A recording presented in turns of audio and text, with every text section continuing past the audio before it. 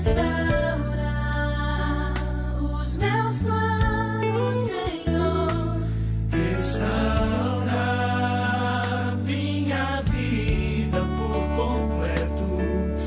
que todos saibam que tu és meu Deus, porque teu é o poder e o louvor, porque tu és a paz e o amor. A ti toda honra e glória rendemos, Senhor. Grandioso é teu agir em nossas vidas, porque teu é o poder e o louvor, porque tu és a paz e o amor. A ti toda honra e glória rendemos, Senhor. Grandioso é teu agir em nossas vidas.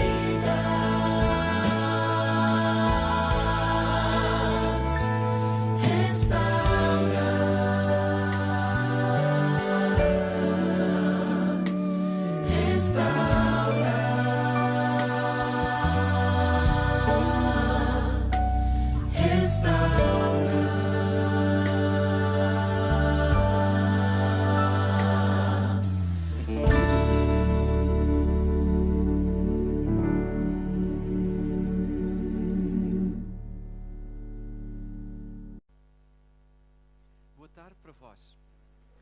Obrigado pela vossa coragem. E eu não sei se vou ser suficientemente dinâmico para vos manter acordados. No vosso lugar, depois do almoço que tive, ia ser muito difícil.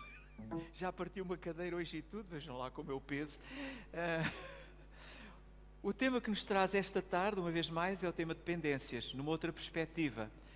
De manhã foi a dependência do ponto de vista espiritual, esta tarde do ponto de vista geral.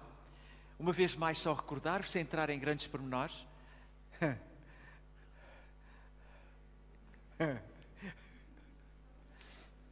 Eu juro que o problema não é meu, eu carrego com força. Pronto. Do lado direito, se não há ponto, encontro. Tá?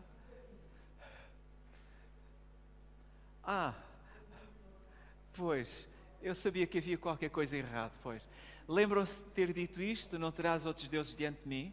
Quando se fala de dependência, não se esqueçam, ponham sempre esta questão em primeiro lugar. Pôr outros deuses diante de mim é o mesmo que ocupar o lugar de Deus. E se isso é uma coisa consistente e continuada, então estamos claramente com um problema. E um problema de dependência. Lembrar-vos que há uma dependência emocional e há uma dependência física. Uma está relacionada com a nossa forma de controlar as emoções, controlar as frustrações, e uma outra que tem claramente a ver connosco, em termos físicos, de pôr o nosso coração a trabalhar muito rápido, suarmos, mãos frias, particularmente quando o objeto que nos prende a atenção é abandonado. Claro que as palavras-chave subordinação e sujeição têm que estar sempre na nossa cabeça, para depois então sim entrarmos na abordagem deste tema da adição. Leiam dependência. A adição é doença. A dependência é o princípio da doença, se assim quiserem dizer. Mas em termos de gravidade, claro que a adição é pior, mas a dependência leva-nos a uma adição se não soubermos pôr um travão. Há 3 tipos de adições, em grosso modo. Uma às substâncias que consumimos ou usamos, outra tem a ver com as atividades e comportamentos, e outra tem a ver com aquilo que se chama a codependência de pessoas, que é um assunto que se fala muito pouco. Esta tarde eu vou abordá-lo pela rama, vou deixar depois ao Pedro mais tarde tratar destes assuntos com profundidade. Mas na generalidade, estes são os 3 grupos principais. E eu vou-vos falar esta tarde sobre estas 3 áreas. Quando nós falamos de substâncias psicoativas, nós temos que ter em consciência mais 3 grupos. Vejam que estas coisas não são lineares e não são simples de falar. Porquê? Porque quando falamos de substâncias psicoativas, nós temos que ter em conta também as características da droga ou da substância de que estamos a falar. Umas têm um comportamento, outras têm outro comportamento. Temos que ter em conta também o perfil psicológico da pessoa que consome. Há pessoas que com o álcool têm um comportamento, há outras pessoas com a mesma quantidade de álcool têm um comportamento completamente diferente. Podemos falar ainda do meio ambiente onde essa pessoa está inserida. Alguns meios ambientes são propícios ao consumo de drogas ou de substâncias. Então, falar-vos de drogas, vamos falar das psicoativas. Eu não vou falar, é estranho falarmos de drogas legais, não é? Porque se é uma droga, não devia sequer aparecer no nosso léxico. Mas drogas legais, toda a gente sabe, a nicotina, o álcool, que está nas bebidas alcoólicas, os comprimidos sedativos e hipnóticos e aquilo que são chamadas as drogas sociais, que nós encontramos nas smart shops, que em Portugal, houve uma altura que há 2 anos atrás, que elas cresceram em Portugal de uma forma assustadora. Qualquer pessoa podia ir a uma loja destas e comprar substâncias que causavam dependência. Agora está muito condicionado, só há meia dúzia delas legalizadas, mas tudo isto eram drogas legais. Quando eu falo dos comprimidos sedativos e hipnóticos, não se esqueçam que os medicamentos para dormir, os medicamentos para a ansiedade, os medicamentos para as doenças de foro mental, podem levar a dependências ou mesmo à adição. A questão é saber se temos que os riscar das nossas vidas ou eles são necessários, têm é que ser bem usados. Depois temos as ilegais, e eu só vos mostro meia dúzia delas: a heroína, a cocaína, o haxixe, suruma ou marihuana, o nome é o mesmo para a mesma planta. As escolas de contacto, chamar a vossa atenção para isto. Isto é chamado a droga dos pobres. As pessoas compram este tipo de colas, metem um bocado dentro de um saco de plástico, metem a cabeça lá dentro e começam a respirar aqueles vapores. É altamente tóxico para o pulmão e causa uma dependência muito rápida. É uma droga perigosíssima e é conhecida como a droga dos pobres, porque isto é muito barata, não é? Depois tem as anfetaminas, que estão a começar a crescer em Portugal outra vez. Houve uma altura em que elas desapareceram, nunca chegaram a desaparecer, mas agora estão a ter maior consumo novamente.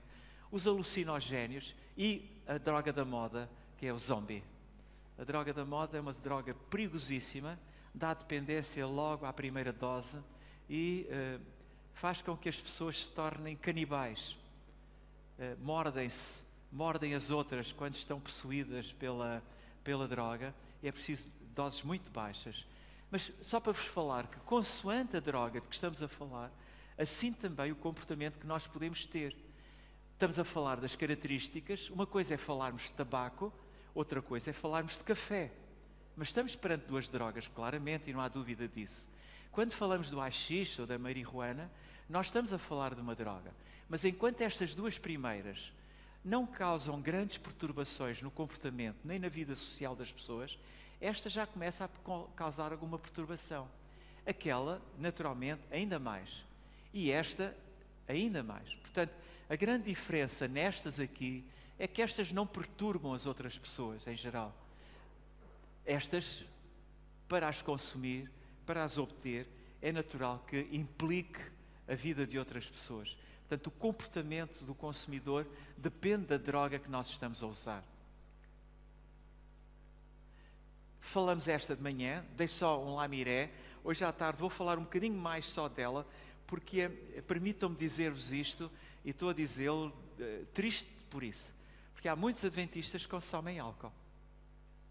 Não estou a dizer que estão nesta igreja do Barreiro, mas há adventistas que consomem álcool no fim dos seus almoços e dos seus encontros, amigos, consomem álcool porque um bocadinho de álcool não faz mal, até ajuda, às vezes, a fazer a digestão.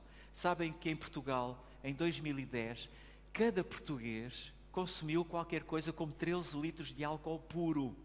Não estamos a falar de bebidas alcoólicas, estamos a falar do álcool puro, aquele que se vende nas garrafinhas, no Jumbo e no Continente, álcool puro. Portanto, imaginem a quantidade de litros de álcool que consumiram para dar esta média, 13 litros. E como neste grupo que está aqui, pelo menos eu não bebo, algum de vocês está a beber aquilo que eu não bebo.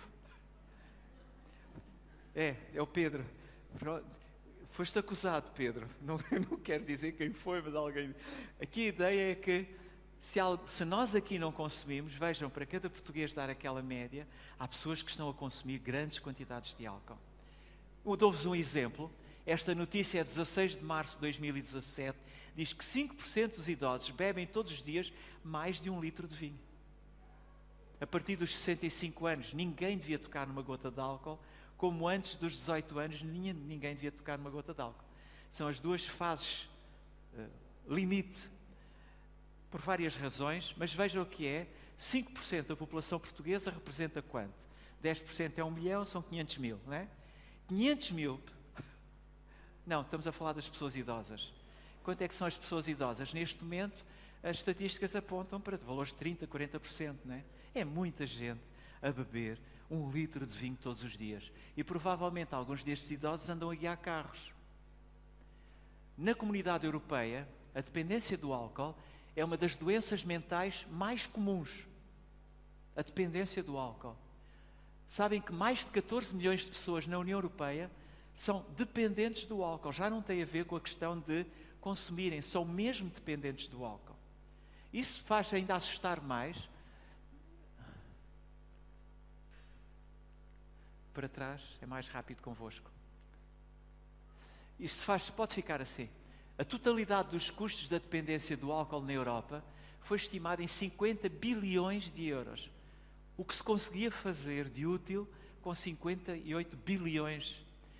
Dizer que a taxa média de diagnósticos de abuso de álcool ronda aos 15%. O que quer dizer que 85% das pessoas dependentes do álcool não estão diagnosticadas. 92% não são tratadas. Isto são números tão assustadores na Comunidade Europeia que supostamente é onde estão as pessoas com cuidados de vida mais saudáveis. Imaginem como será isto em alguns países, no Sudoeste Asiático, em África, em algumas zonas, como é que será, não é? Eu lembro-me de ter estado numa igreja. Eu estive há alguns anos em Moçambique e lembro-me de uma igreja, uma vez fomos a um encontro, foi quase ao princípio de estarmos lá, e os nossos irmãos, depois de um almoço de convívio, trouxeram-nos uma coisa que se chamava marreu. Algum de vós veio de Moçambique? Conhecem Moçambique o marreu? O marreu pegam em farinha de milho, obrigado, Ró, pegavam em farinha de milho, metiam dentro de um bidão, juntavam água e tapavam. E deixavam estar assim 3, 4 dias. Angola é quiçangua, pronto. É o marreu, é quiçangua. Chama-lhe o que quiserem. Pegam na farinha, metem dentro da água, juntam açúcar, deixam fermentar durante 2 ou 3 dias e depois levam para as reuniões de igreja porque não tem álcool. Quando nós pegámos naquilo e provámos o marreu que nos traziam como de facto um petisco dos deuses, nós damos aquilo na boca e dissemos, mas isto tem álcool, está fermentado. Não, não tem. Explicar depois aos nossos irmãos que aquilo era uma bebida fermentada e tinha álcool, mas era bebido tradicionalmente em todas as reuniões com os nossos irmãos em Moçambique.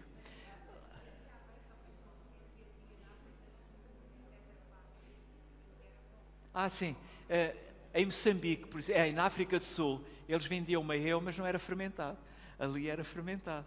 Pronto, só para vos dizer que na Europa, supostamente, onde existem cuidados de saúde muito grandes, nós temos na Europa, sim, 92% das pessoas dependentes, só 8% é que recebem tratamento, as outras não têm tratamento.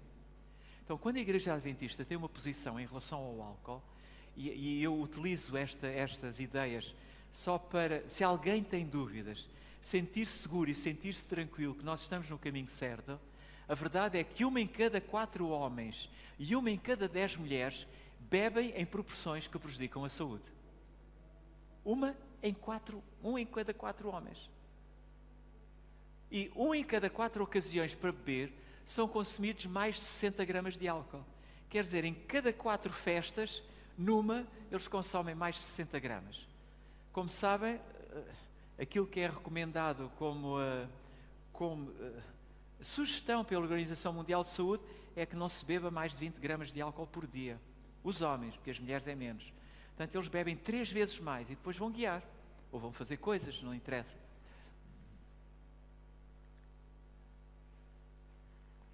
Este é um paradigma que se diz o álcool de forma moderada faz bem à saúde.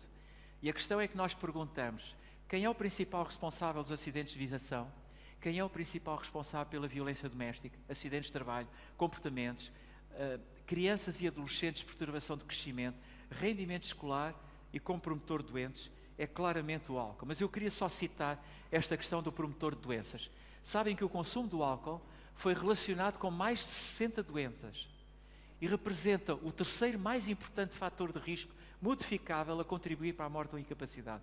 Quer dizer que se eu quisesse, este era um fator de risco que eu podia modificar. Se eu modificar, eu reduzo a mortalidade no país, na Europa, seja onde for. Portanto, se nós temos tanta mortalidade por causa do álcool, é por nossa vontade própria. O cancro, por exemplo, é uma das principais causas de morte em todo o mundo. E sabe-se que o álcool está por trás de 7 tipos de cancro. Cancro da mulher, da mama na mulher depois da menopausa. Todas as mulheres que bebem mais de 4 bebidas por semana, não é todos os dias, é por semana. Todas as mulheres que ingerem mais de 4 bebidas por semana têm um risco de 40% maior depois da menopausa terem câncer da mama. No homem, o risco de ter um cancro da próstata aumenta exponencialmente. E quanto mais anos a pessoa beber, maior a probabilidade de vir a ter um cancro da próstata, só pelo facto de beber. Nós vamos acrescentando a isto, o risco para certos cancros aumenta a quantidade de álcool consumido ao longo do tempo. E esta é uma edição de 2015 e na altura ainda a maré sobre o álcool estava muito calma. Hoje em dia já começa a haver mais atenção por parte das pessoas no que diz respeito ao álcool. E deixem-me só contar-vos aqui, muito rapidamente, como é que nasceu a história ou o mito de que o álcool faz bem à saúde. Nós vamos recuar aos anos de 1950, vamos encontrar 2 investigadores a estudarem a alimentação de 24 países europeus comparados com os Estados Unidos, no sentido de perceber porque que em alguns países se morria mais de determinado tipo de doenças do que noutros países. Então chegaram à conclusão que em França, numa altura em que na França havia uma luta contra o consumo do álcool, foi na altura em que os portugueses estavam a ir todos para a França. Nessa altura a França estava a lutar contra o consumo do álcool, mas tinha o consumo do vinho tinto como muito abundante e normal. Então, quando foram comparar os resultados, chegaram à conclusão que os franceses, apesar de terem uma alimentação mais rica em gorduras, tinham um colesterol mais alto, terem tensões arteriais mais altas, tinham menos doenças cardiovasculares. E alguém lembrou-se de que o responsável disso era o vinho tinto. Então, todos os estudos apontavam nesse sentido. O vinho tinto era o grande responsável por, apesar de eles terem uma alimentação má, terem mesmo menos doenças cardiovasculares.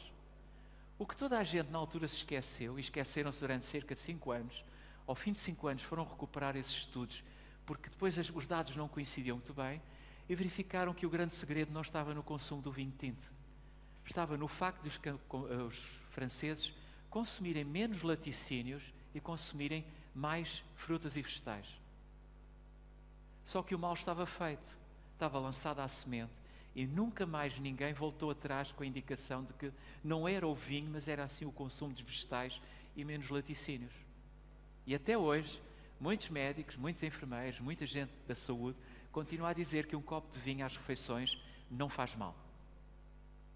Não é verdade, porque hoje nós sabemos que não há uma dose de segurança. Com isso, o que é que eu quero dizer? Quero dizer que quando nós falamos de bebidas alcoólicas, nós estamos a falar de bebidas alcoólicas em qualquer quantidade e em qualquer situação. Não se esqueçam do versículo de Tiago desta manhã. É pela cobiça, é pelo desejo de querer ter alguma coisa que resulta depois a dependência. É só um bocadinho, não faz mal. Hoje, amanhã mais um bocadinho. E bocadinho em bocadinho de tolerância vamos subindo aquela escada de que falámos esta manhã. Tabaco. Cerca de 6 milhões de pessoas. Se isto não vos diz nada, nem vos assusta isto, deixem-me dizer que a cada 6 segundos morre uma pessoa por causa do tabaco. O que quer dizer que num minuto morrem 10 pessoas, numa hora 100 pessoas. Só por causa do tabaco. Em Portugal, morrem 30 pessoas por dia devido ao tabaco ou causas relacionadas com o tabaco. Mais do que aquelas que morrem por acidentes de viação.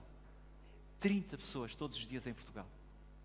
Então, falamos de uma droga que infelizmente está a crescer entre as senhoras, com mais de 4.000 produtos químicos conhecidos. Alguns deles são claramente indutores do cancro, 30 deles, dos quais 6 estão metidos no grupo A, que claramente induz e provoca o cancro. Hoje nós sabemos que pessoas que bebem e que fumam têm uma probabilidade de 60% de terem cancro da garganta, do esófago e do estômago. Hoje os estudos apontam todos nesse sentido. E olharmos para aqui e perceber que o tabaco é uma droga de passagem, é dizer que quem fuma tem uma probabilidade maior de depois ir procurar outro tipo de drogas. Café. Porque falar do tabaco no meio adventista e falar do álcool, e só estou a dar-vos apontamentos, o meu objetivo não é falar-vos em pormenor de muitas coisas destas, porque todas elas davam pano para mangas. Aqui é só para vos dar apontamentos. Morrem muitas pessoas por causa do tabaco. E nós estamos de passagem com uma responsabilidade que é anunciar o Evangelho de Cristo. Portanto, quanto mais anos nós vivermos com saúde, melhor. Portanto, tabaco e álcool não fazem diferença. No que diz respeito ao café, já é muito mais complicado. Porque as pessoas acham que o café é uma droga inocente. E algumas delas até têm razão. Aqueles são alguns dos produtos que compõem o café. Estes dois, o cafestol e o cafeol, são particularmente os responsáveis pelo aroma, que são os bioflavonoides. E é aquelas duas substâncias em particular que se vai buscar a grande propriedade para a saúde que o café tem. Então, um estudo que envolveu mais de 2.500.000 pessoas, portanto não é um estudo barato, é um estudo muito importante e é um estudo muito seguro, chegaram à conclusão que pessoas que consomem altas quantidades de café, não é baixas quantidades, não estamos a falar de 2 cafés por dia, estamos a falar de mais de 5 cafés por dia. Pessoas que consomem mais de 5 cafés por dia veem o risco de terem estes tipos de cancro diminuído. Portanto, pessoas que consomem grandes quantidades de café, pelo menos 5 cafés por dia, têm um risco menor. Há uma relação RR de 0,88 e os que bebem café nesta velocidade ou com esta importância 5 têm um risco de 0,82. A diferença é significativa para nós acreditarmos que estas substâncias, que a cafeína em doses altas pode reduzir a incidência destes cancros. E claro, todas as pessoas que gostam de café aplaudem e batem as mãos, não é? O que não dizem é que um estudo que envolveu as enfermeiras e profissionais de saúde nos Estados Unidos, que é o Nurse Study, que é um estudo famoso mundialmente, quando se estudou, verificou-se que as pessoas que consumiam baixas quantidades de café tinham um risco mais elevado de ter glaucoma. O que quer dizer que se consumissem maiores quantidades de café, o risco ainda era maior. Têm um risco menor de poder ter alguns daqueles cancros, mas têm um risco muito maior de virem a ter glaucoma, uma doença dos olhos. Por exemplo, nós sabemos que quando se toma café, não se pode tomar paracetamol a seguir. Benuron, aquilo que as pessoas conhecem como Benuron e paracetamol. Quem toma café não pode tomar paracetamol a seguir. Nem pode tomar ferro. Portanto, quem está anémico ou toma medicamentos para o ferro ou toma café. As duas coisas são incompatíveis. Por exemplo, o risco na gravidez. Sabe-se que a cafeína na grávida permanece 10% mais tempo em circulação no sangue do que nas mulheres que não estão grávidas. Portanto, o efeito da cafeína sobre o bebê é maior. Sabe-se que a alteração do sono, isto é conhecido por muitas pessoas, problemas a nível do estômago e do intestino, diabetes. E a diabetes não tem a ver com o açúcar que se põe no café. Tem a ver-se com o efeito que a cafeína tem junto da insulina. A cafeína interfere com a insulina. Pessoas que tomam café têm mais insulina resistência. Portanto, maior risco de virem a ter diabetes. E a dependência, naturalmente, e a diurese. Portanto, a pergunta que se põe nesta altura é: ok, vale a pena reduzir estes cancros? Vale. mas vale a pena ganhar estas coisas. E a questão é, não haverá outras coisas que reduzem também o cancro sem ser a cafeína? E é evidente que nós hoje sabemos que um estilo de vida saudável, a ingestão de muitos legumes e de muita verdura, é muito melhor para evitar o cancro, sem outros efeitos secundários. Portanto, quando pensamos em café, temos que pensar também em 2 ou 3 pormenores. Por exemplo, muitas pessoas acham que o café expresso, é aquele que tem maior cafeína. Está ali bem escuro, está ali concentradíssimo. E é um erro. O café em Portugal até tem 70 miligramas. As balizas das doses destes produtos não são exatas. E sabe-se que o café em Portugal, o expresso, tem 70 miligramas. Este do Brasil tem cerca de 35 miligramas. Vejam que o nosso tem quase o dobro da cafeína. Mas quando nós olhamos para um refrigerante como a Coca-Cola, ou olhamos para a Red Bull, ou para outras bebidas cafeinadas, elas têm 50 miligramas de cafeína. Quando olhamos para o café americano, aquele que se vende muito no Starbucks, aquele que é coado, tem qualquer coisa como 70 a 90 miligramas de cafeína. Quando olhamos para a taína, que está no chá preto, tem 100 miligramas de taína. O chá preto. E muitas pessoas dizem assim, mas é chá. É diferente do café. Eu queria vos dizer e deixar-vos esta informação esta tarde, se não sabem, que o chocolate, eu já vou voltar atrás, que o chocolate à la francesa tem 100 miligramas e se for à la espanhola tem 200 miligramas de cafeína. Aquelas bebidas achocolatadas têm mais cafeína às vezes que tem um expresso. Atenção que eu não estou a condenar o chocolate, já vamos falar de chocolate, tenham calma, está bem? Mas só vos estava a falar ainda das bebidas achocolatadas, né? O que eu queria só dizer-vos era isto: cafeína e taína têm exatamente a mesma fórmula, 1,3,7-trimetilxantina. O que quer dizer que cafeína e taína são exatamente a mesma coisa.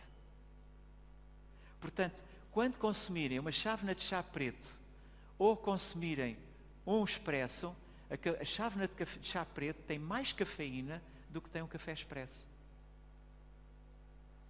E nunca mais se iludam com isto. Taína é exatamente a mesma coisa que cafeína. Pensou-se que era um produto diferente, depois veio-se perceber que é exatamente a mesma coisa. Já a teobromina é uma coisa diferente, para a sorte dos que gostam de chocolate. É que a teobromina tem mais um hexágonozinho lá na sua composição. É da família das xantinas, é também uma droga, também causa adição, também causa dependência e tem uma coisa muito interessante, sabem? É que o seu efeito dura mais tempo no nosso corpo. Comer 2 quadrados de chocolate ou tomar um expresso dura mais tempo o efeito do chocolate do que do café. O café tem um efeito mais rápido, o chocolate tem um efeito mais lento. Quando tomamos um café, sentimos pica, sentimos bem logo a seguir ao café, passado um quarto de hora, 20 minutos, vai desaparecer o efeito. Quando se come uma tableta, é um exagero, não é? 2 quadradinhos de chocolate, uma pessoa sente-se bem durante mais tempo, leva mais... Mas em termos de adição, em termos de dependência, é a mesma coisa. Claro, uma pessoa sente-se tão bem que depois apetece comer mais. E há uma máxima que já me ouviram dizer com certeza, é que eu gosto de dizer sempre. O chocolate tem um grande problema para mim. Não é o facto de o chocolate engordar. Nunca vi o chocolate engordar. Sou eu sempre que engordo. Não esqueçam isso. Não é o chocolate que engorda. Som para este micro, pode ser? Nós estávamos aqui a rir porque quando chegámos a Sagunto, eu estava grávida da Nélia e lá havia muito hábito do serão dos casais, que era muito saudável, né? E nós lá fomos também, né? Pela primeira vez. E o que é que eles fazem? Essa célebre bebida de chocolate. E isto foi à noite, assim, tipo, final da tarde. E aquilo era tão bom, eu nunca tinha tomado. Eu nunca tinha tomado. Que depois tinha assim uma espuminha muito boa, muito agradável. Mas aquilo todos estávamos a beber. Eu estava grávida de quantos? Quê? Já faltava talvez um mês para a Nélia nascer. Oh, meu menino. Durante a noite, a Laura rabiou, que eu disse assim, eu acho que vou ter o bebê.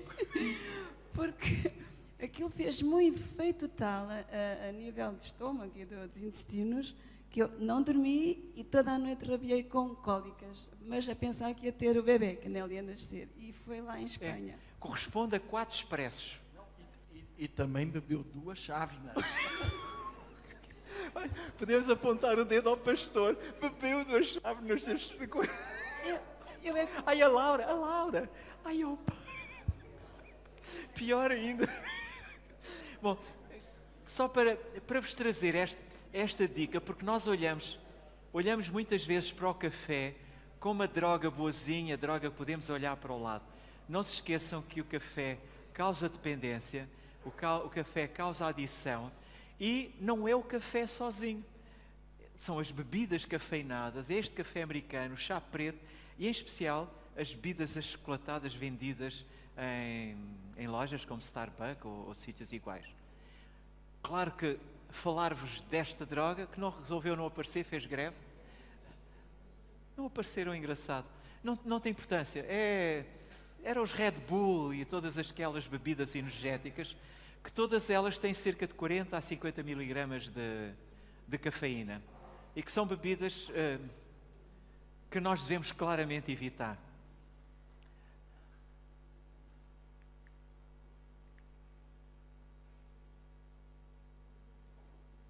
Ele não quer, não faz mal. Falámos só de diferentes tipos de substâncias psicoativas. Estão-se a lembrar do quadro geral. Portanto, nós temos que falar das substâncias psicoativas. Falámos das características químicas da droga. A droga que dá mais dependência, neste momento, é o zombie. Mas o álcool também dá dependência. O cigarro também dá dependência. O café dá dependência. Todas estas coisas acabam por dar dependências. Umas mais rápido, outras menos. E vai depender também um pouco do perfil psicológico do consumidor. O que é que eu quero dizer? E aqui é uma pergunta que eu vos queria pôr, ou são várias questões.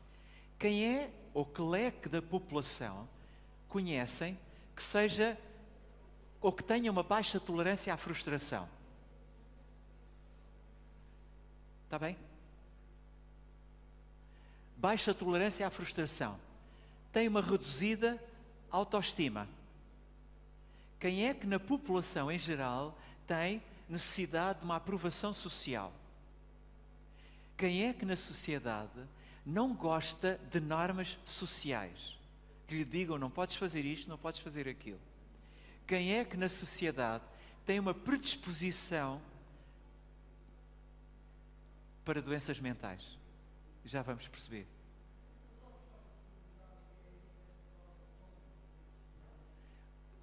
Sabes o que é essa droga zombie? São os comprimidos que estão agora à venda em Portugal também. Não percebi? É vendido nos clubes, as pessoas tomam. O grande problema é que ela é realmente uma droga canibal. É isso, as pessoas mordem os outros, é extremamente agressiva. Qual é o grupo de pessoas que preenche estes requisitos? Os jovens, exatamente. Têm uma baixa tolerância à frustração e hoje em dia, cada vez mais, o dizermos que não ao jovem é muito complicado, porque eles estão habituados a carregar no botão e a ter as respostas, que têm uma reduzida autoestima, precisam de ser aprovados. Esta questão da predisposição para doenças mentais é muito fácil. Os seus neurónios estão em desenvolvimento, facilmente qualquer má semente faz raiz, desenvolve e cria problemas. Desculpem lá, jovens, mas vocês têm uma predisposição, se tocam numa droga e começam a consumir uma droga, para se tornarem. Vocês sabem que quanto mais novo se é a pessoa e mais cedo consumir uma droga, maior a probabilidade de se tornarem dependentes. Por exemplo, no álcool, sabe-se que todas as pessoas que consumirem antes dos 15 anos de idade álcool, a probabilidade de se tornarem dependentes é de 40%. É uma probabilidade muito elevada. Pronto, o perfil psicológico é fácil, há um grupo que é mais suscetível. Porquê? Porque está numa fase de crescimento, de construção, está numa fase de aprendizagem. Agora, o meio ambiente onde ele está inserido também é importante. Porquê? Porque a família, a escola. Eu vi há pouco tempo, a Rolanda mostrou-me isso, um anúncio, não é um anúncio, é um post na rede social muito engraçado. Eram 2 folhas, quase os mandamentos. Um dizia assim: responsabilidade dos pais, a dos professores. Ensinar francês, ensinar inglês, ensinar português, matemática. Responsabilidade dos pais. Educar, ensinar boas maneiras, ensinar valores. E nós sabemos que hoje em dia, grande parte das famílias pegam nos filhos, põe-nos na escola e pede aos professores para educarem os filhos. E depois, se os filhos são punidos por qualquer razão, aqui Del Rey, porque os professores não sabem educar os meninos. Não são os pais, são os professores. Mas o meio onde estão os professores que estão aqui, que me digam se eu tenho razão ou não tenho razão. Se calhar não tenho, Luís. Deixo-te com ar tão sério.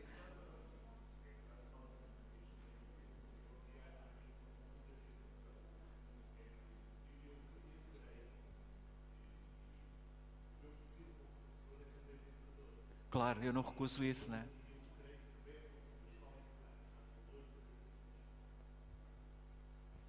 Portanto, não me parece que os professores não tenham essa função também. Têm, de facto. Agora, o que existe, que eu sinto muito, a Soraya também poderá dizer, a experiência dela, mas o que eu sinto muito é que existe uma aversão da parte desta nova geração de pais em relação à educação, porque em casa é muito difícil educar e muitas vezes fogem a isso e refugiam-se noutras estratégias para não educar. Mas depois na escola também não se aceita a correção de certas atitudes, a correção de certos... É. Portanto, neste momento, a tal aliás, pouca resistência à frustração é cada vez mais notória. Eu estou convicto disso também.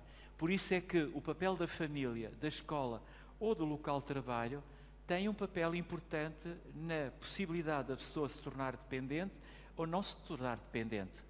O nível socioeconómico, claramente, mas aqui nos 2 extremos.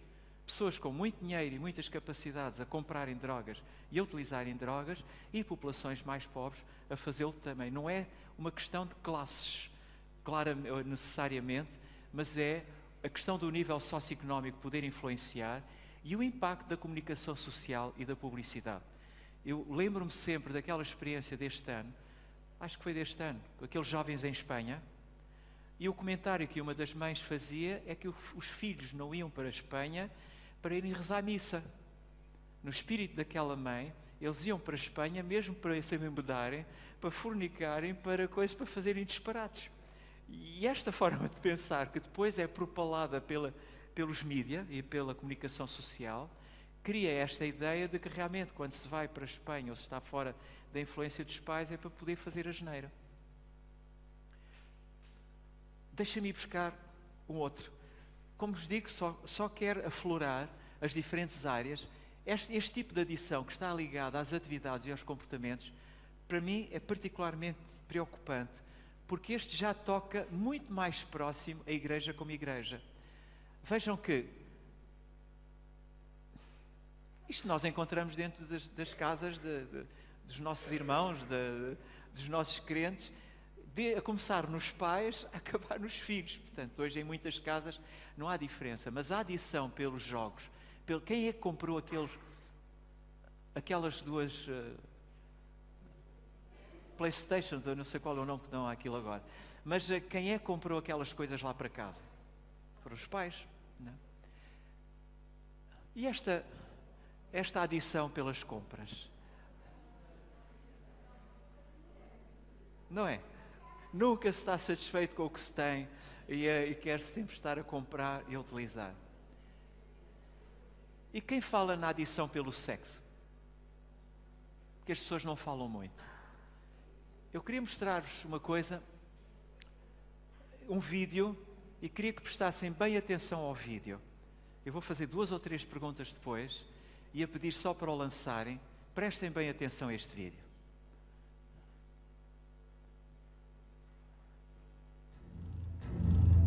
E esta frase que vai aparecer, a queda da igreja não será pela desculpa que há falta de educação.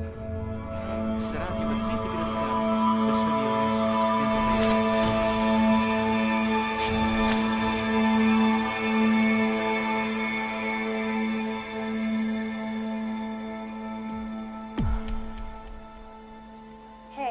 Hey. You doing your homework?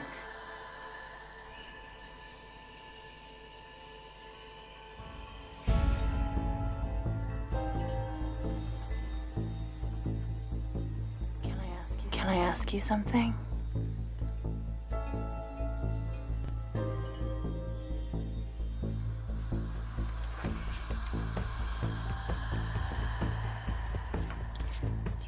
Do you think I'm pretty?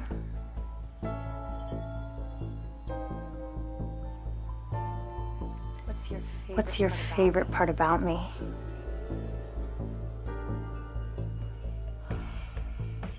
Do you want to see more?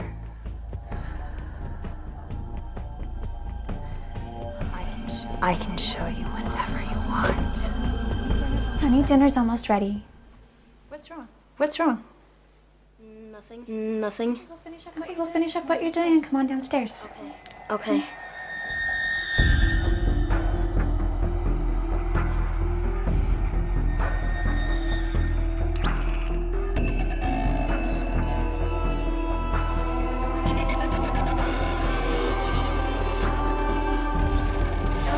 ¿Qué es lo que estás viendo?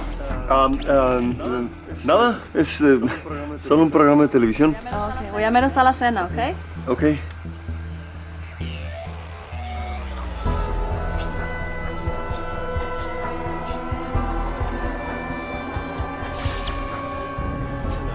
Hana, tulungan mo ako maghain sa hapagkainan, ha? Opo. Felipe, la cena está lista. Come on, it's dinner time.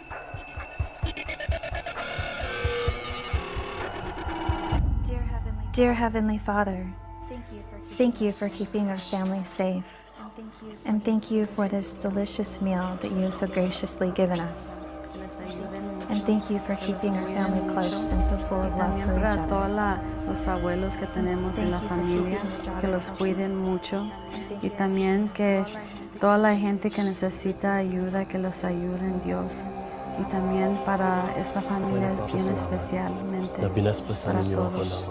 En el nombre del Padre. mabuting anak na pinagkaloob ninyo sa akin.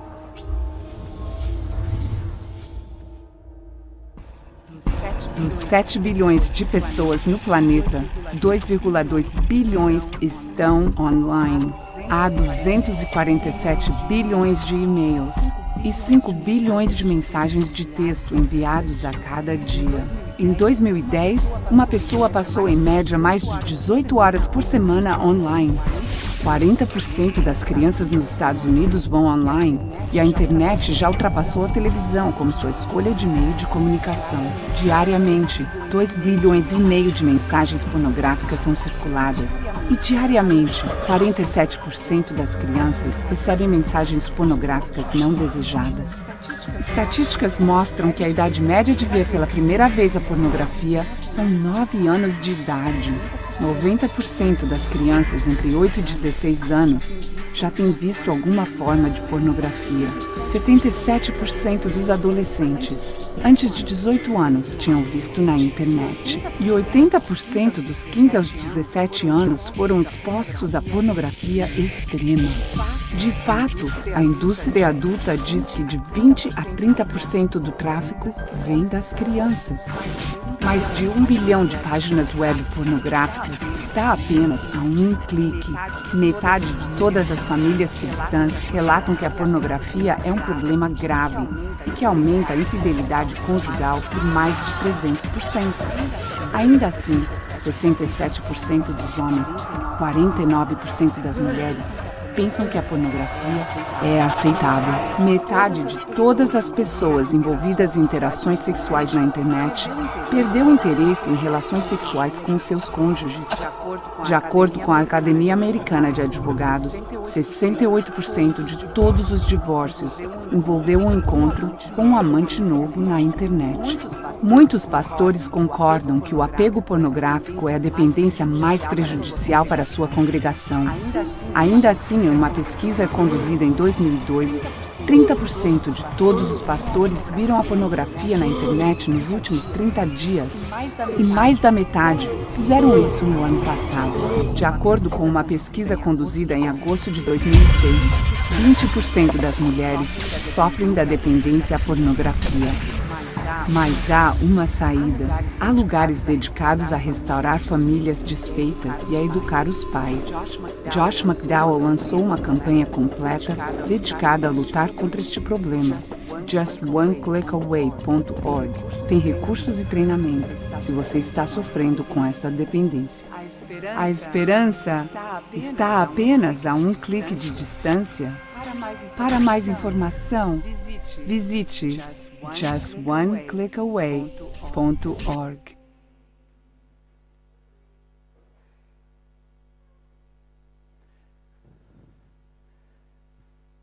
Dá para impressionar, não é?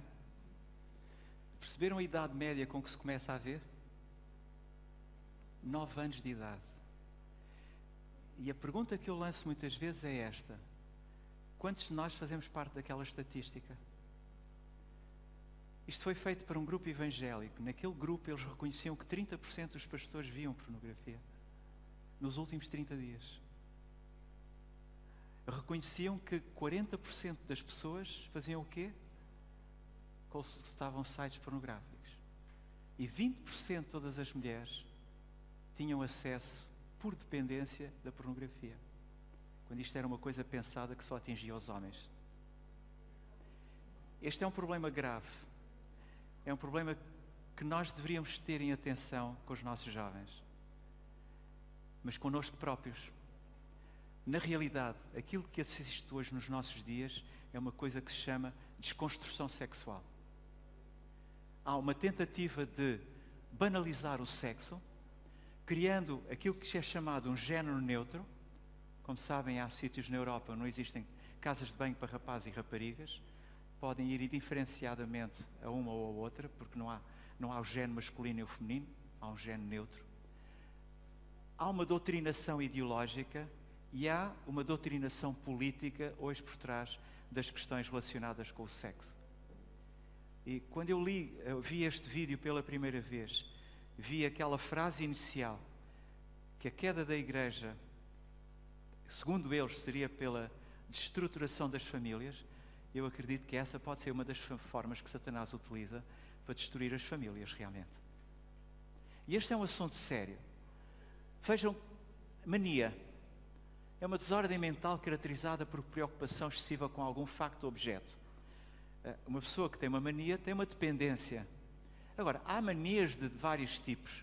O desejo excessivo de ficar na cama, opção em fazer pedidos de casamento, acreditar ser habitado por um espírito maligno. Escolham acreditar constantemente que pecou, mania de se lavar, obsessão por presentes, esta é gira, mania de roer as unhas. Portanto, há vários tipos de manias e aqui está uma listagem de uma imensidão de manias. São pessoas que têm dependência deste tipo de... Queria só, muito rapidamente, pegar neste que se chama a quiromania, a mania de se masturbar.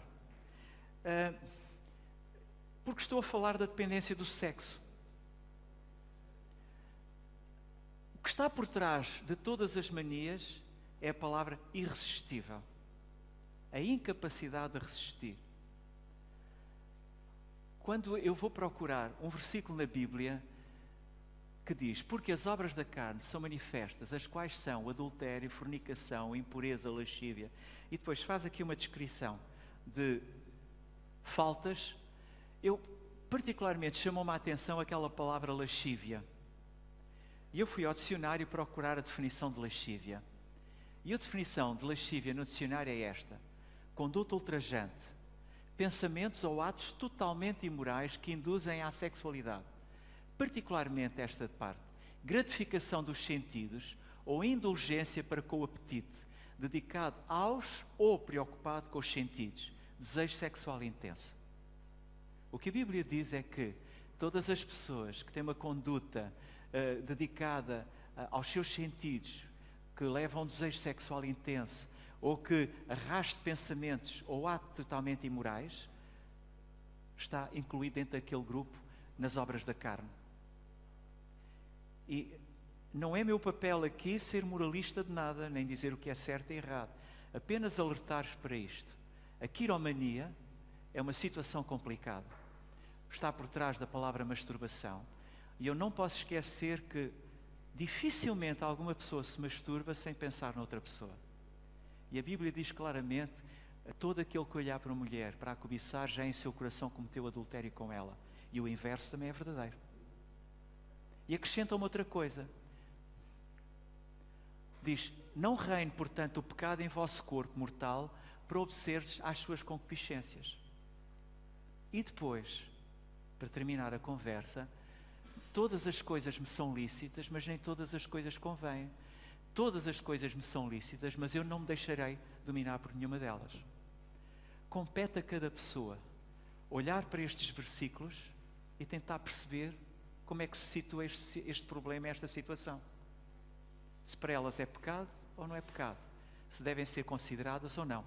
Porque se forem atrás da classe médica ou da ordem médica, a ordem médica diz que sim, que é muito bom, faz muito bem a isto, faz muito bem àquele outro, serve para aliviar a tensão. A verdade é que a Bíblia chama a atenção para estes aspectos. Agora, cada um tem que fazer o seu próprio juízo.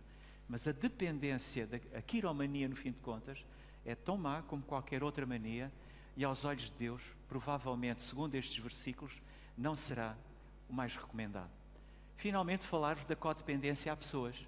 Portanto, nós temos a adição a substâncias, temos a adição a atividades e determinado tipo de comportamentos, e temos aquilo que se chama a codependências a pessoas. E este é um problema grave, que se fala poucas vezes. Como é que se define a codependência? É todo aquele que deixa o comportamento de outra afetá-lo, ao ponto de se tornar obcecado em controlar o comportamento dessa outra pessoa. Imaginem que eu tenho um filho que se droga. Para tentar evitar que ele se drogue, ou para impedir que ele se drogue, o que é que eu faço? Vigio constantemente. Quero saber a que horas é que ele sai de casa, para onde é que ele vai, a que horas é que come, a que horas é que se deita, o que é que faz e o que não faz. E ao criar essa preocupação, o que é que me acontece a mim próprio? Fico dependente disso. E ao ficar dependente, a minha autoestima baixa, a minha confiança baixa, o meu tempo desaparece, eu deixo de ter tempo a mim próprio para viver pela outra pessoa.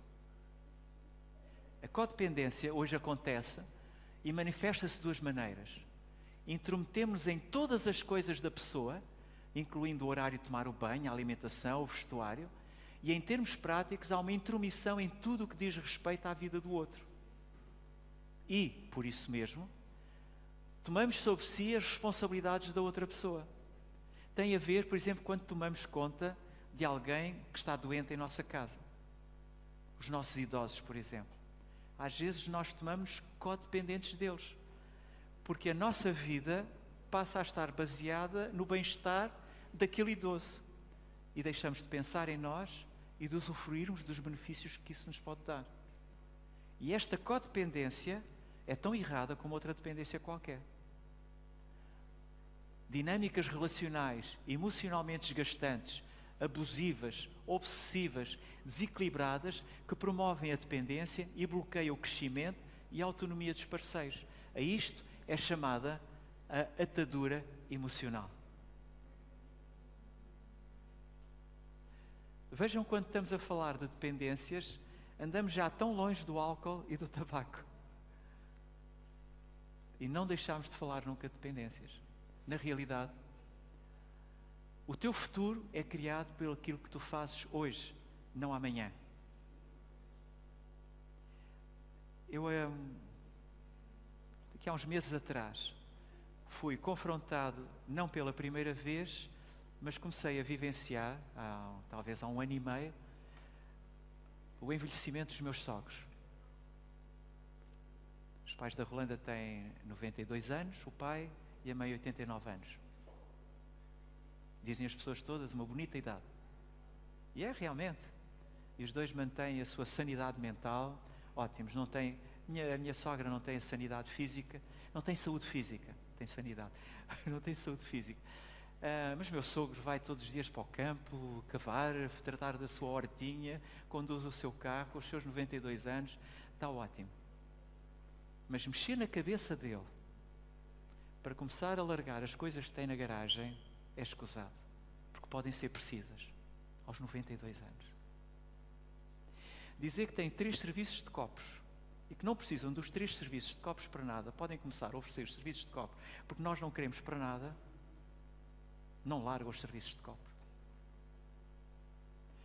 E coisinha a coisinha nós vamos nos apercebendo de uma coisa que hoje é extremamente importante, que é nós aprendermos a envelhecer e descobrir que todos estamos a envelhecer. E há um senhor que eu conheci nos livros, não pessoalmente, e tenho pena de não conhecer pessoalmente, chama-se Alexander Kalash. Esteve durante 14 anos na Organização Mundial de Saúde a tratar dos assuntos do envelhecimento. Desconhecia que houvesse na Organização Mundial de Saúde um departamento de envelhecimento. Hoje tem uma clínica de envelhecimento no Brasil muito famosa. Escreveu alguns livros sobre o envelhecimento. E ele faz uma pergunta muito interessante, que é assim: pessoas com 40 anos, supostamente, estão metade na sua vida. E supostamente passaram os melhores anos da sua vida, que foi a juventude, a adolescência, os primeiros amores, os primeiros desencantos, o emprego. Como é que vão ser os próximos 40 anos? Sugere ele que todas as pessoas deviam fazer uma pausa, um ano sabático, e dizer assim: como é que eu vou fazer os próximos 40 anos? Se quero a mesma vida ou vou procurar uma vida melhor? Então criou um movimento que eu defendo totalmente, devo dizer. Eu preparei na altura esse tema e defendi-o com unhas e dentes sobre o envelhecimento. E ele criou uma palavra que ainda não existe em Portugal, que é a palavra gerontolescente, que é o indivíduo idoso que ainda se sente adolescente, que é o meu caso, e de muitas outras pessoas com mais de 65 anos, que for preciso ainda saltam de cima de uma árvore, mesmo partam uma perna.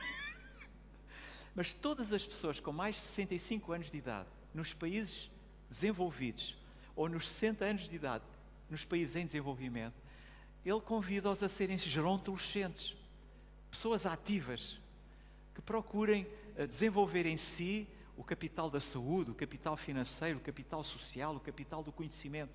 Cresçam. Porquê? Porque à medida que nós vamos envelhecer, nós vamos criar um tipo de dependência. Quem me pediu a mim?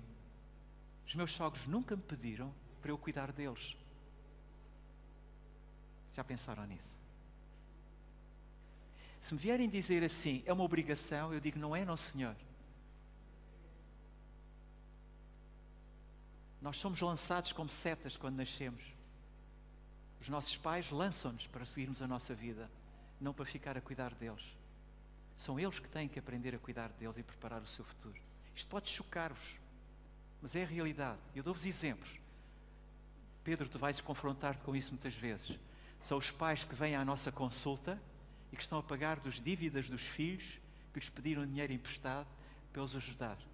E agora nem eles têm vida, e quando eles precisarem realmente daquilo que juntaram durante muitos anos, não têm, porque está empenhado com os filhos. E quando eles precisarem, os filhos não vão ser capazes de os ajudar. Somos nós que temos que preparar o nosso futuro sem contar com ninguém. Eu não posso exigir às minhas filhas que tomem conta de mim. Tem que ser eu a preparar a minha velhice. Somos nós que temos que nos preparar para isso. Porque senão, criamos uma situação que se chama codependência. E a codependência é resultado de não termos tido a visão para perceber o que é que estava a acontecer. E se nas pessoas mais velhas nós conseguimos perceber isso, porque não estavam alertadas para isso, hoje em dia começa a não haver razão para a minha geração e para a geração dos mais novos. O mundo mudou, os paradigmas mudaram. E a codependência hoje é uma situação crítica em muitas famílias, mesmo dentro da igreja. Nós fomos criados para algo melhor. Nós devemos estar focados em Jesus, porque o nosso caminho é no sentido de sair de Babilónia. Não sejas participante dos seus pecados, para que não morras nas suas pragas. O nosso destino é o céu. E eu encontrei um pensamento aborígene do qual gosto muito. É evidente que eu gosto das passagens bíblicas. Oh, que bom! Recebam como herança o reino, o qual vos foi preparado desde a fundação do mundo. Que bom isto! Agora, olhem este pensamento. Somos todos visitantes deste tempo, deste lugar. Estamos de passagem. O nosso objetivo é observar, crescer, amar. E depois, vamos para casa. Nós podemos ter dependências, mas elas não nos podem condenar se nós entregarmos o nosso caminho nas mãos do Senhor Jesus. Se focarmos a nossa... Não se esqueçam, lembram-se o que vos disse hoje que significa a ansiedade na Bíblia? Esqueceram? O que é que significa a ansiedade na Bíblia? É falta de foco, estou distraído. Se nós formos capazes de focar a nossa atenção no Mestre, se nós nos preocuparmos em nos libertar das coisas que nos prendem neste mundo, porque a nossa viagem é uma viagem transitória a caminho do céu, estamos a caminho de casa. Esta senhora, como sabem, escreveu muitos livros, é a autora mais traduzida, é a autora mais reconhecida internacionalmente, tem o maior número de livros traduzidos em todas as línguas, disse isto: se não encontrarmos prazer agora na contemplação das coisas celestiais, se não temos qualquer interesse em buscar conhecimento de Deus, nenhum deleite em deter os olhos no caráter de Cristo, e a santidade não tem a menor atração para nós, podemos então estar certos que a nossa esperança do céu é vã. Eu encontrei uma vez esta frase, nunca mais a larguei. E eu gostava que ela fosse também o vosso mote. Dependências não é connosco, é com os outros sempre.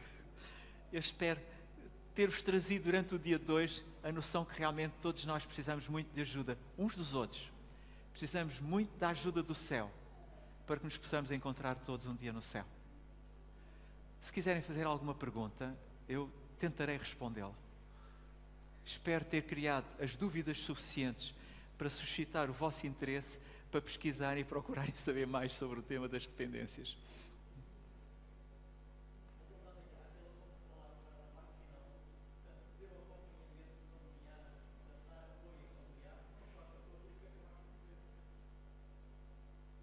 Sim.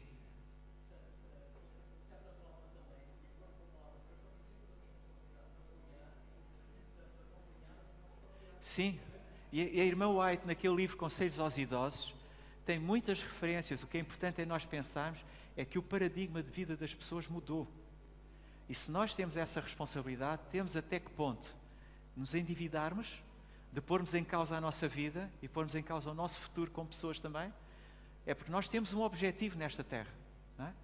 E eu só ponho isto, não estou a ditar uma lei. Não estou a dizer que tem que ser assim. O que estou a dizer é que nós temos que pensar neste assunto e pensarmos nele muito seriamente, até onde é que podemos ir, até onde não devemos ir.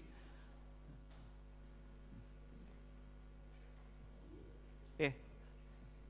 Não está a sair.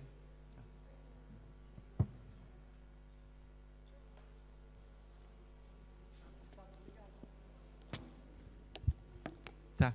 O que eu não sei se conseguiram ouvir. Eu estava a dizer que nós temos a obrigação de cuidar dos nossos idosos, é evidente. Mas se lerem esse livro sobre os idosos, a irmã White diz que a última coisa que nós devíamos pôr era os nossos pais e os nossos familiares em lares. O que é suposto, nós nem devíamos ter um lápis. Mas a realidade é que nós temos um lápis. Desculpa. Por alguma razão. É porque o paradigma mudou. As coisas mudaram. E nessa lógica nós temos que estar atentos. Até onde nós podemos ir. Porque se entramos em codependência, é o nosso lar, é a nossa própria casa que fica em causa. há casos de familiares, portanto, familiares deficientes, familiares com graves problemas, precisam de um acompanhamento constante, não é? Há casos assim. Nós, até dentro da igreja temos casos assim. Nada disso. Eu volto-vos a dizer, eu não vim ditar uma lei, não vim dar um princípio, ou dizer-vos que este é o princípio de conduta da Igreja Adventista, ou é aquele que eu recomendo. Não vim dizer nada disso. Eu só vim alertar-vos para um problema grave de dependência, para o qual muitos de nós não estamos atentos e despertos, que é aquilo que se chama a codependência. E a codependência resulta do facto de nós não estarmos atentos ao envolvimento em que às vezes nos metemos. É evidente que há pessoas que têm necessidade de assistência permanente. A pergunta que tens que pôr, põe-se a coisa de uma forma muito simples. Tu, para teres uma pessoa para cuidar de alguém em casa, ou não trabalhas, ou se trabalhas tens que pagar. Para pagares a alguém, tudo o que seja menos 2.000 euros por mês não chega para ficar 24 horas com essa pessoa. Com reformas de 300 euros, 600 euros aguentam isso? Qual é a solução? Percebes? Nós temos que pôr as coisas nestes termos e nós temos que ter a coragem de falar destas coisas com liberdade. Eu não estou a ditar uma norma. Só estou a dizer, se eu trabalhar, das duas uma, ou largo o meu trabalho e vou tomar conta de alguém, independentemente de ser a minha mãe, o meu pai, independentemente da minha paixão, do meu amor pelos meus pais, não está isso em causa, não há uma beliscadura. O que está em causa é como é que eu vou fazer as coisas numa situação destas, não é?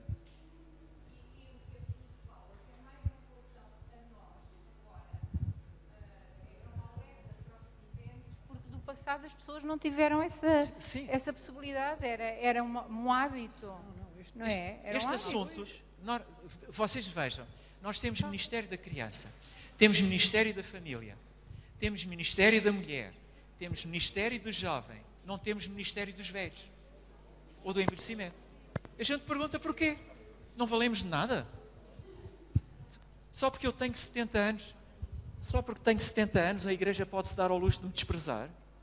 Não pode, eu sou uma mais-valia, tenho um background de conhecimento que é de ser aproveitado. Quando dizem assim que precisam de sangue jovem, eu tenho montes de sangue jovem. Percebes? As coisas não podem ser postas, no sentido que, porque está velho, está a ficar arrumado. Não, nós continuamos ativos e quanto mais tempo formos ativos, mais longe levamos o testemunho da vida que temos e da nossa ligação com o céu e com as igrejas. Outra coisa é o nosso papel assistencial, até onde é que ele pode ir, sabes? E como é que comprometemos. Agora o resto, se devemos ou não devemos, cada pessoa deve julgar isso individualmente. Não esqueçam, é que o problema da codependência é um problema grave. E temos que estar alerta em relação a isto. E como a Rolanda dizia, aqui há 10 anos atrás, eu nem sequer tocava neste assunto, nem passava pela minha cabeça isto, estava perfeitamente a leste. E os jovens hoje, se nós não começarmos a falar sobre este assunto, a alertá-los sobre a importância de prepararem a sua vida e que as coisas não acontecem a um clique, nós vamos ter uma geração de jovens dependentes também. Já não é codependentes, é dependentes. E depois é a nossa codependência deles. Eu gostava de pôr uma questão que é bastante pertinente, e eu não vou dizer que esteja certo ou errado, não é? Porque eu tenho a consciência daquilo que o Beto apresentou há bocado. Eu tive um colega meu que bebia mais de 15 cafés por dia. Na questão dos cafés, quando se foi falado, eu tenho assistido a vários estudos feitos pelas bebidas do café, e um dos últimos estudos, mais notícias, e depois vou pesquisar aos sites, em que os autores diziam que um café por dia não fazia mal. Não estou a dizer que fazia bem, mas que realmente se as pessoas se mantivessem, por exemplo, num café por dia, não corriam riscos, não é? Na questão do chocolate, porque são dois, e é verdade, eu às vezes sinto, entre aspas, a dependência do chocolate. Não é o chocolate que se vende aí, que se comercializa com bastantes doces e bastantes coisas misturadas. mas o chocolate que eu gosto é aquele chocolate de culinária. Pronto, e sabe-me bem aquele pedaço de Pantagruel, não é? Passo para aqui a publicidade, não é? Eu gosto ao jantar, especialmente, mas tenho depois dificuldade em dormir, é verdade. Muitas vezes não associo a isso. Mas um café por dia... Deixa-me responder desta maneira. Vamos separar a questão do café do chocolate. Cafeína é uma coisa, teobromina é outra. E embora pertençam à mesma família das xantinas, têm efeitos no nosso corpo diferentes. Uma tem, tem uma atuação mais lenta, mas também é estimulante. O outro tem. Se me perguntarem o que é pior, claramente que a cafeína é pior que a teobromina. Mas nós temos que estar atentos porque o consumo de chocolate cria adição. Portanto, quando nós falamos em comer chocolate, é comer o chocolate de vez em quando. Agora, se a pessoa come todos os dias, quando quiser abandonar o chocolate, vai sentir os efeitos da perda de chocolate. Outra coisa é quando tu falas na questão do café. E na igreja, em termos gerais, nós cometemos, a meu ver, um erro muito frequentemente. Quando nós olhamos para os 8 remédios da saúde, nós encontramos lá um remédio que é o T, da temperança. E as pessoas olham para a palavra temperança como sendo um pouco de cada coisa. Um pouquinho não faz mal. O que faz mal é o muito. Temos que ser temperantes. Não é muito sal, não é muito café, não é muito álcool. Não é. A palavra temperança ou a palavra equilíbrio são a palavra mais próxima do desequilíbrio. O que lá está escrito no original e o que se pretende é o domínio próprio. Aquele remédio que está ali em causa é o do domínio próprio, não é o do equilíbrio, não é o da temperança, é o do domínio próprio. O que é que isto significa? Eu sei o que é bom e sei o que é mau. E escolho o que é bom e rejeito o que é mau. Se tu vais tomar um café, porque leste num artigo que o café faz bem, estás a ignorar todos os outros artigos que trazem por trás os prejuízos do café. E se há uma recomendação da Igreja, no sentido que não consumamos bebidas cafeinadas, até para testemunho junto das outras pessoas, supostamente essa deveria ser a nossa atitude.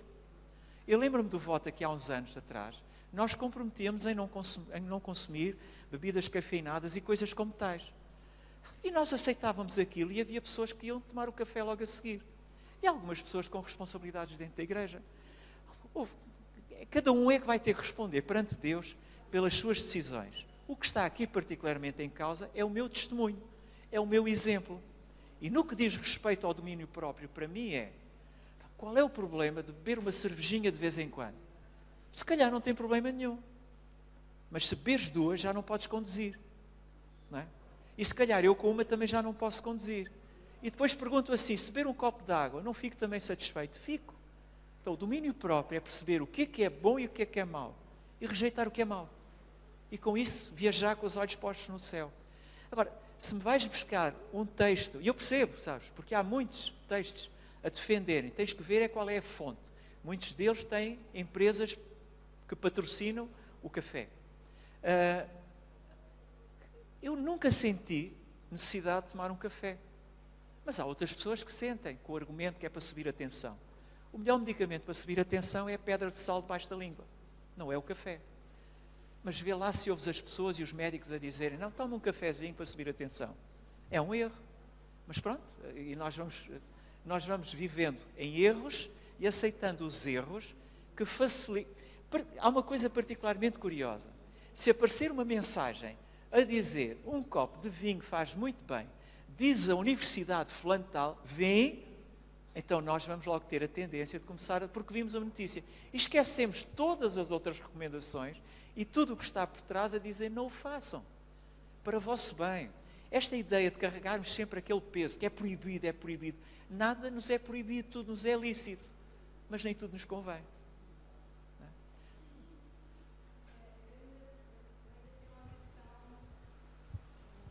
Relevante ao café.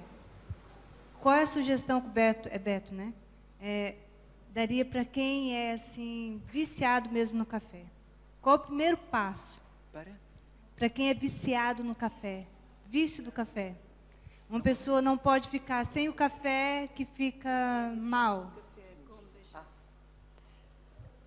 Obrigado pela pergunta. Eu devia ter falado sobre isso a determinada altura. Quando alguém tem um hábito, e não esqueçam que muitos dos hábitos são saudáveis. O vício é que é mau, não é? Mas pronto, para substituir um hábito, ou para vencer um hábito, tem que sempre substituir por alguma coisa. Eu dou-lhe um exemplo daquilo que eu normalmente recomendo às pessoas que querem deixar de fumar.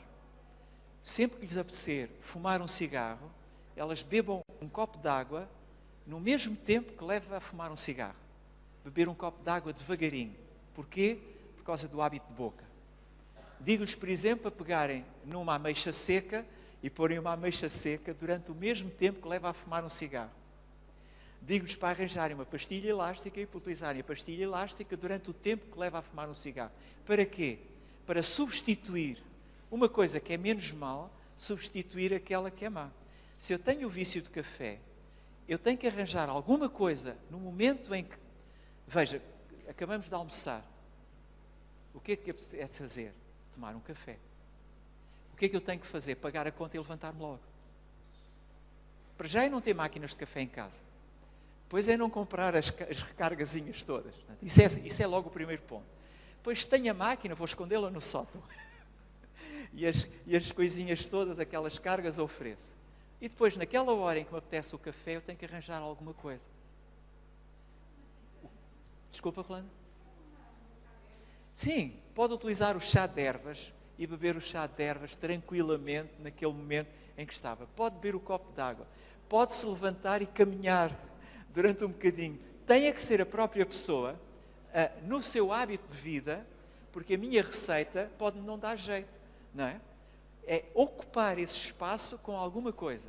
Ao fim de 20 repetições, portanto, isto não é nariz de santo, como se costuma dizer, não é absoluto, mas é uma pessoa que repete 20 vezes o mesmo gesto, acaba por perder o hábito. Portanto, se eu for capaz, durante 3 semanas, quando chegar a hora de tomar o café, arranjar uma coisa qualquer, praticamente perdi o hábito. Agora, tem que haver a decisão por parte da pessoa nesse sentido. Eu gostava de perguntar qual era a diferença entre um café e um descafeinado. Uma pergunta. E a outra pergunta, qual é a diferença entre um chocolate de leite e um chocolate, por exemplo, 60%, 70%, 80% de cacau? Se há diferenças para a saúde ou não. Okay.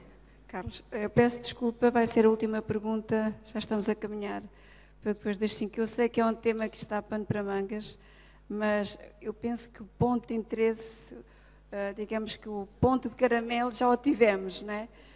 Que são as dependências e percebemos este contexto. Claro que há pormenores e todos tínhamos perguntas e eu acredito que sejam válidas, mas vamos terminar com a pergunta do irmão Carlos, está bem?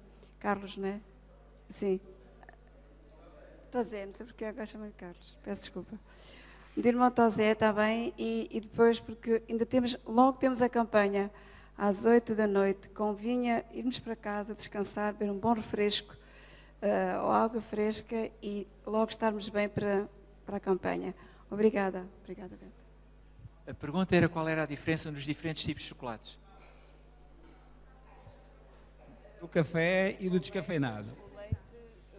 E dos tipos de chocolate diferentes. Chocolate com leite, sim. Chocolate barra e depois o descafeinado e café. No que diz respeito ao chocolate, uma vez mais depende do tipo de chocolate que vai comprar em pó para pôr no leite. Eu não digo em pó, é uma barra de um chocolate normal. Uma tableta. Entre um chocolate de leite e um chocolate de 60%, 70%, 80% de cacau. É a percentagem que tem de cacau. Sim, mas é menos prejudicial, não é? Não, a questão é que o chocolate preto é chamado melhor do que o chocolate de leite, chamado de leite, né? Ou com uma concentração de cacau mais baixa. O cuidado que se tem que ter é quando o chocolate tem mais de 80%, passa a ser uma pasta. E então não tem o açúcar, mas tem as calorias da gordura da pasta. Em termos calóricos, é pior o chocolate preto, 80%, 85%, é pior do que o chocolate 70%. O chocolate 70%, 75% é considerado o melhor. Mas tem que prestar atenção a uma coisa. Qual é a primeira palavra que vem no rótulo? Se a primeira palavra for açúcar, continua a ter muito açúcar. A primeira palavra que tem que vir num chocolate é cacau. Então aí nós temos a certeza que a quantidade de açúcar que tem é menor. E depois não ir para chocolates pretos com densidades muito elevadas, porque depois deixam de ter o açúcar, mas passam a ter a gordura do cacau. E acabam por ser também prejudiciais no sentido de pessoas que têm colesteróis altos, triglicéridos altos, depois é complicado. No que diz respeito ao descafeinado, o café é descafeinado, a resposta é simples, sabe? Eu não queria torná-la demasiadamente simples. Para mim, um café é água suja. Pega-se em grãos torrados, seja café de cevada, seja café de arroz, qualquer tipo de café, nós pegamos em grãos torrados, estão queimados, estão cheios de terpenos, estão cheios de hidrocarbonetos, estão cheios de substâncias cancerígenas. E depois fazemos passar água através daqueles grãos. Antigamente, no Alentejo, as pessoas torravam o pão na lareira e faziam passar a água pelo pão queimado para obter café. As pessoas pobres. Depois evoluímos, passámos a ter grão de café. Agora evoluímos mais, tirámos a cafeína e ninguém pergunta como é que aquela cafeína sai do café. Quais são os processos químicos que são utilizados para tirar aquela cafeína do café, não é? E depois também não acrescentamos o facto, ou não avançamos na ideia de, ou não saímos daquela ideia, bom, não tomo café, tenho que arranjar alguma coisa de substituir o café. É como a ideia, não como carne, tenho que arranjar alguma coisa para substituir a carne. Não como peixe, mas quem é que disse que essas coisas têm que ser substituídas? É aquele pensamento do Salomão. Tudo o que esteve à disposição da minha boca nunca estava saciado. Queria sempre mais. O café não precisa ser substituído. Agora, se as pessoas gostam de café, o café de cevada não tem problema do outro mundo. O café descafeinado não tem um problema do outro mundo. Mas não deixa de ser água suja, que passa por grãos de café com substâncias que podem ser cancerígenas. Se quer ouvir a minha opinião, não se utiliza nem cafés de cevada, nenhum café, nada. Bebemos água. Um suminho de vez em quando, uma festa, mas a água devia ser a nossa bebida. As pessoas deviam olhar para nós, adventistas, e dizer que eles só bebem água, que chatos. Não sei se respondi à pergunta. Muito obrigada, Beto, Rolanda também, por terem estado connosco, foi muito bom.